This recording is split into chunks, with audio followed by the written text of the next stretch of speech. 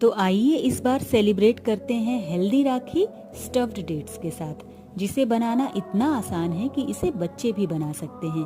किसी भी ब्रांड के सॉफ्ट डेट्स लेकर उनके सीड्स निकाल देंगे और सीड्स की जगह में डाल देंगे वॉलनट्स। इसके बाद किसी भी ब्रांड का पीनट बटर लेंगे और उसे फिंगर की हेल्प से या स्पून की हेल्प से वॉलनट के ऊपर लगा देंगे। तो लीजिए, फटाफट से तैयार हो गए ये हेल्दी स्टफ्ड डेट्स, या आप इन्हें कह सकते हैं हेल्दी डेट्स स्निकर्स, जो खाने में बहुत टेस्टी होते हैं।